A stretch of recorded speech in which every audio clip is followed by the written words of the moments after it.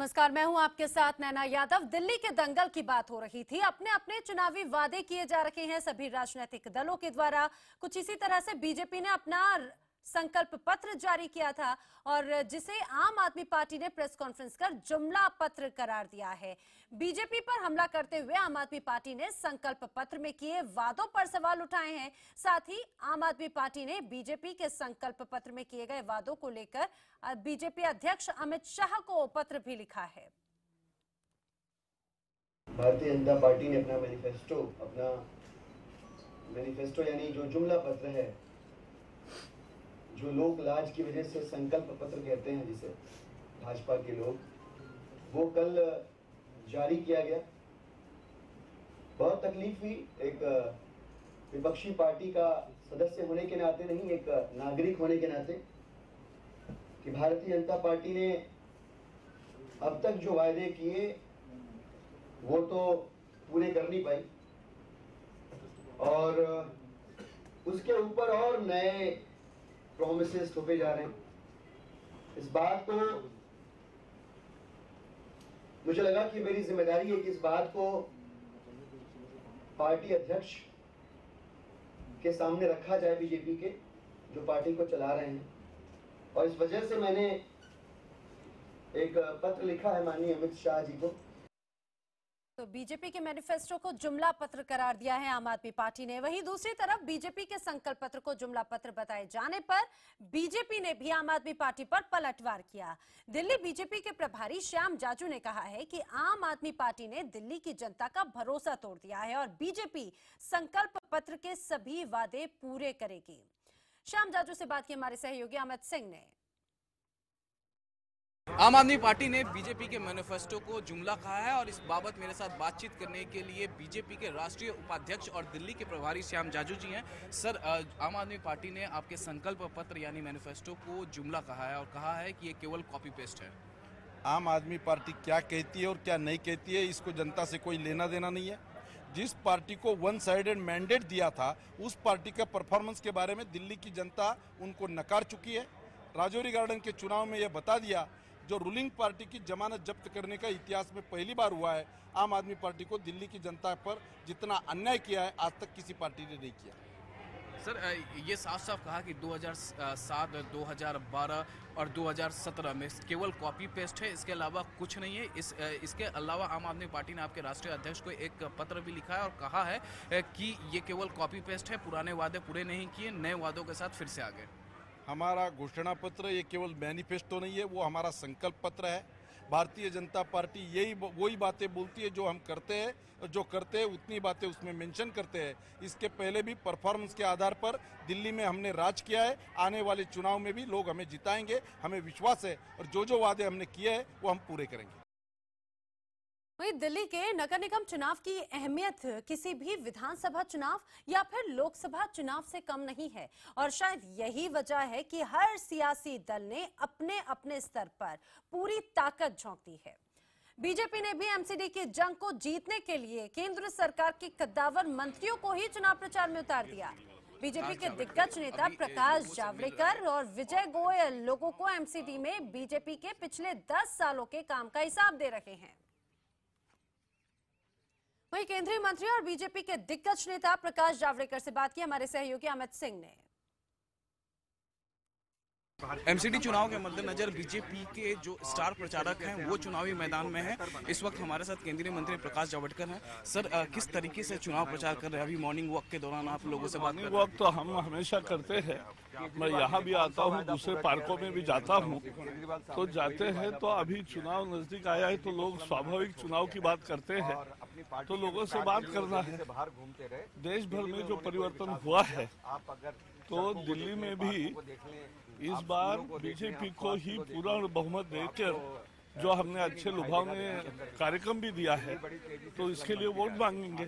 Sir, Arvind Kejriwal हर जगह hoardings, posters लगवा रहे हैं, कह रहे हैं कि अगर नगर निगम में बीजेपी जीत कर आएगी तो पानी और बिजली के दाम फिर से बढ़ जाएंगे दिल्ली में। नहीं, ये तो वोटर को ये लुभाने का नहीं, ये वोटर को धमकाने का प्रयास है, जिसकी भर्त्सना होनी चाहिए।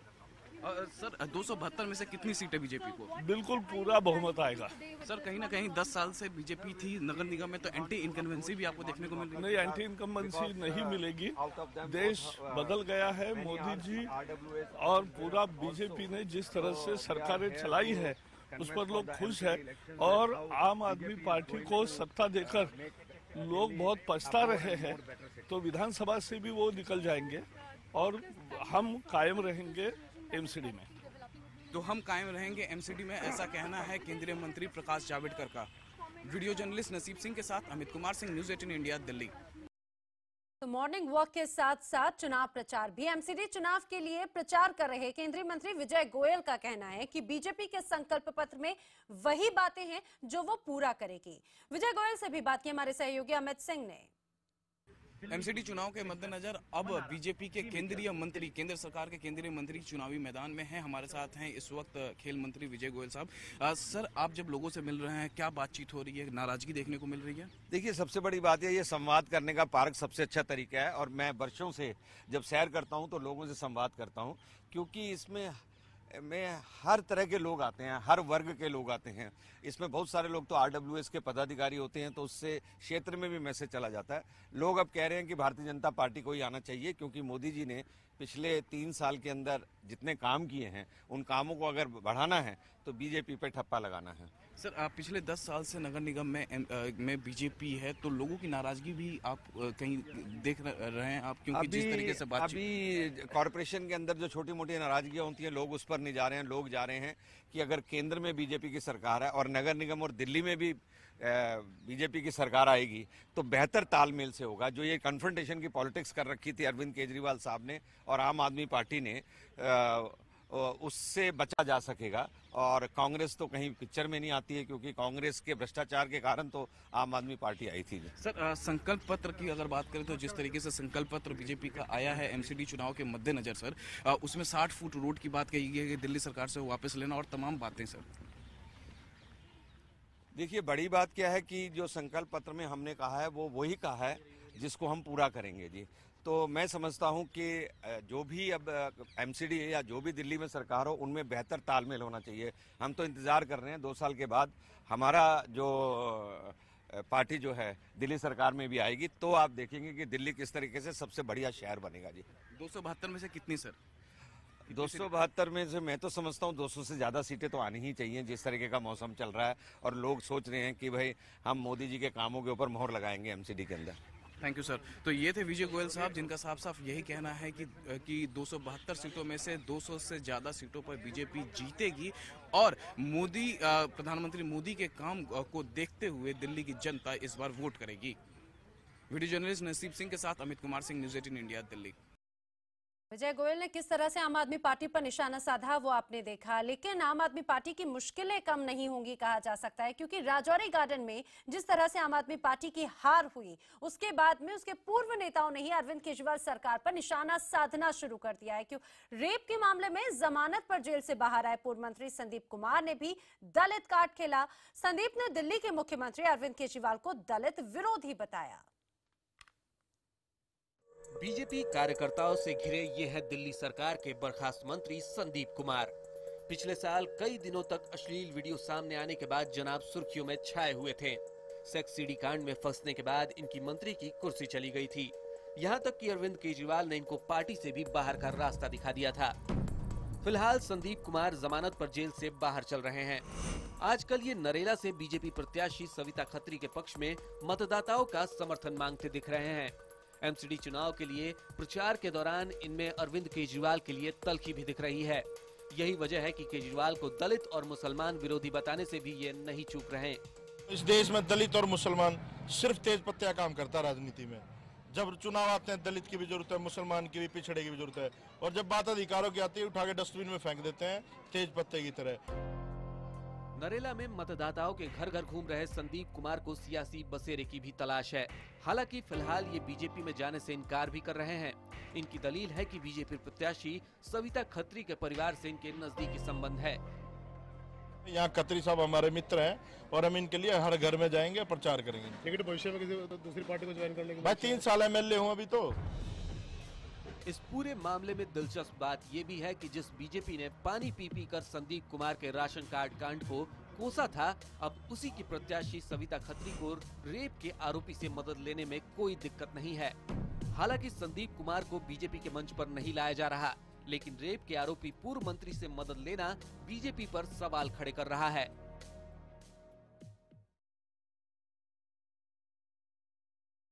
हालांकि संदीप कुमार के बीजेपी के लिए प्रचार करने की खबर का दिल्ली बीजेपी ने खंडन किया है और दिल्ली बीजेपी के प्रवक्ता तेजिंदर पाल बक्का ने ट्वीट कर कहा कि बीजेपी ने कभी भी संदीप कुमार को प्रचार के लिए नहीं बुलाया। वो मीडिया के साथ आए थे और बीजेपी पदाधिकारियों और कार्यकर्ताओं ने रैली वेन्यू से कुछ ही सेकंड्स में उन्हें वापस भेज दिया था। वहीं नरेला में बीजेपी प्रत्याशी का प्रचार करने को लेकर आम आदमी पार्टी ने बीजेपी पर हमला बोला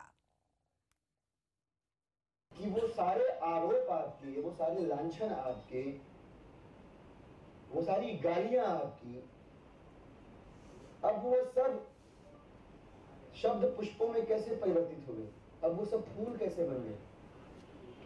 अचानक आपके कैंडिडेट के लिए प्रचार करने मात्र से ही उनकी शुद्धता कैसे हो गई, उनका पवित्रीकरण कैसे हो गया। बीजेपी नेता विजेंद्र गुप्ता ने अरविंद केजरीवाल सरकार पर निशाना साधते हुए कहा कि विधानसभा चुनाव में किए गए वादे अभी तक पूरे नहीं हुए। विजेंद्र गुप्ता ने कहा है कि आम आदमी पार्टी के नेता सिर्फ आरोप लगाना ही जानते हैं। जैसे जैसे एमसीडी चुनाव की तारीख नजदीक आ रही है, वैसे वैसे आरोप प्रत्यारोप का दौर भी शुरू हो गया है। अभी मेरे साथ बातचीत करने के लिए बीजेपी नेता विजेंद्र गुप्ता है। विजेंद्र गुप्ता जी, आपने कई आरटीआई लगाए हैं, लबोलबाब क्या निकला इन सभी आरटीआई का? देखिए, ये जो सारा रिप्लाई हमने इकट्ठे किए हैं, उसमें लिखा है कि सरकार ने 2 साल में जो कहा था उस पर कोई कदम नहीं उठाया। इसमें मुख्य रूप से देखा जाए तो जन लोकपाल का एक बड़ा मुद्दा था, जिसको कहकर अरविंद केजरीवाल कहे या आम आदमी पार्टी सरकार में आई थी, तो उस बारे में क्या कुछ कहा, क्या कुछ जवाब आया? उसके बारे में हमारा यही कहना है कि आम आदमी पार्टी अब इस प्रश्न से बचती है, इस प्रश्न से भागती है, 2 मुद्दों से भाग रही है। जब उनसे पूछा जाता है करप्शन फ्री दिल्ली के लिए आपने क्या किया, तो वो भागते हैं। जब हम पूछते हैं कि जन लोकपाल बिल के लिए आपने क्या किया, उसके लिए भागते हैं। तो 2 ही मुद्दों पर तो आपने 67 सीटें ले ली थी और इन दोनों मुद्दों से आप भागते हैं, तो इसको क्या माना जाए? इससे पहले 2 साल पहले अगर हम देखें तो एक महिला सुरक्षा एक बड़ा मुद्दा था और इसको लेकर से आम आदमी पार्टी ने उस समय वादा किया था कि वो हर जगह दिल्ली में सीसीटीवी कैमरे लगवाएंगे। उसको लेकर क्या जवाब आया? उसके लेकर ये जवाब आया कि 7 सीसीटीवी कैमरे लगे हैं 2 साल में, 29,000 रुपये खर्च हुआ, 15 लाख लगनी थी। अच्छा, आम आदमी पार्टी ने आरोप लगाया है कि जिस तरीके से जो संकल्प पत्र बीजेपी का आया है वो केवल कॉपी पेस्ट है। 2007 का देख ले, 2012 का देख ले, 2017 का देख ले, वायदे पूरे नहीं होते हैं लेकिन नया वायदा आ जाता है। देखिए, उसके अलावा वो और क्या भी कह सकते हैं, क्योंकि उनके पास खुद अपने लिए कहने के लिए कुछ नहीं है। भारतीय जनता पार्टी पे आरोप लगा रहे हैं, जबकि भारतीय जनता पार्टी ने तो नगर निगम में काम करके दिखाया है और इसी आधार पर लोगों के बीच में जा रहे हैं और लोगों का हमको समर्थन मिल रहा है। ये तो वो भी जानते हैं कि भाजपा को समर्थन मिल रहा है। सबके अपने अपने दावे, अपने अपने वादे, लेकिन जनता परेशान होती है। अगर दक्षिण दिल्ली नगर निगम की बात करें तो यहाँ पर निगम के पास में पैसों की कोई कमी नहीं है, लेकिन मुनिरका के बीचों बीच बनाए गए इस कूड़े घर से आसपास के लोग जरूर परेशान हैं, लेकिन निगम से कोई मदद नहीं मिली।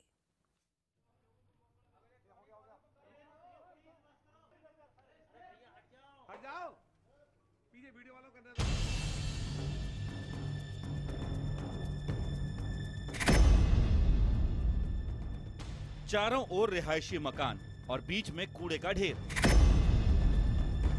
आखिर इस सफाई का मतलब ही क्या रह जाता है और एमसीडी ने सफाई का यह तरीका दुनिया के किस प्रबंधन संस्थान से सीखा है, ये समझ पाना ही मुश्किल है। चारों तरफ घर है, रिहायशी इलाका है, लेकिन यहाँ पर गंदगी है। लोग ये बताते हैं कि इनके खुद के परिश्रम से, खुद की कोशिश से इलाका साफ रहता है, गलियाँ साफ रहती हैं, लेकिन जो डिस्पोजल होना चाहिए कूड़े का उसकी व्यवस्था प्रॉपर नहीं है। लोग बताते हैं कि स्टाफ की कमी है, जिसकी वजह से सफाई पूरी तरह से व्यवस्थित तौर पर नहीं हो पाती है। तो दिल्ली का दंगल देख रहे थे आप और बिना ब्रेक के आगे देखिए हमारा खास कार्यक्रम आर पार।